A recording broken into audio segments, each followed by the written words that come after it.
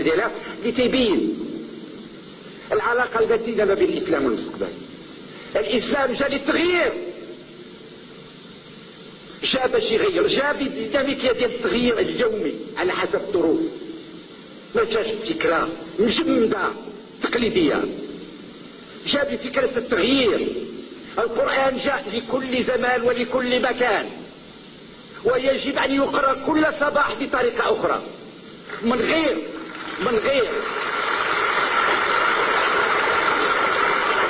غير اللي تيمس بالأركان. ما غادي يمكن ليش نقرأ بطريقة أخرى لا إله إلا الله وإن محمد رسول الله. ما غادي يمكن ليش نقرأ بطريقة أخرى ونقول ما تصومش رمضان. ما غادي يقدرش يقرا بطريقه اخرى ويقول لك صلي 3 الاوقات ماشي 5 وجوج ركعات. لا، هذه امورات لا نقاش فيها، امورات اللي موازنه. لكن البقيه كيف غادي يمكن لك تقرا القران؟ غادي نعطيكم جوج الامثله. كيف غادي يمكن لك تقرا القران؟ غادي نعطيكم جوج الامثله. خذ في القران عندك السماع والبصر، دائما السماع تيجي قبل البصر. علاش؟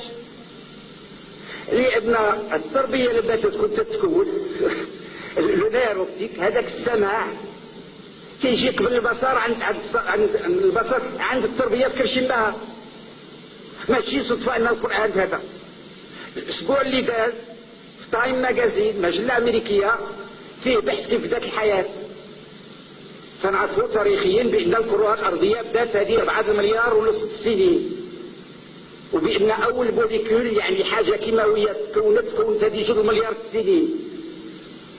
بالحق هذا 1.5 مليار ديال السنين بدات واحد النوع ديال الحياة اون في اورغانيك. هذه 15 يوم عاد البحث جبر بأن هذيك الموليكول اللي ما كانتش حية الاتصال ديالها مع الصنصال مع الارجيل لمدة هذاك الارجيل صار كاتاليست ولات قضية حية. لما تيقول في الإنسان جاب الطين هو الصنصال هو الارجيل. هذه قيمة علمية. واش شي إنسان فقيه من دار الحديث إذا ما قريش العلوم المعاصرة غادي يجي يقدر ليها التفسير؟ غادي يرجع للكتب الصفراء اللي كانت في وقتها عندها قيمة لأن كان اجتهاد في ذاك الوقت. وما تنقولش بقى على عدم قيمتها، لها قيمة كجزء الماضي لكن ما نحصلش فيها. وتنقول عدد الإخوان وعدد الناس مسؤولين في المساجد وفي الأوقاف، تنقول اليوم لا يسمح لأي واحد في مسجد أن يعطي أي درس أو يعطي خطبة الجمعة إذا ما ندوش على الأقل المستوى البكالوريا في العلوم، لأن القرآن كتاب علمي.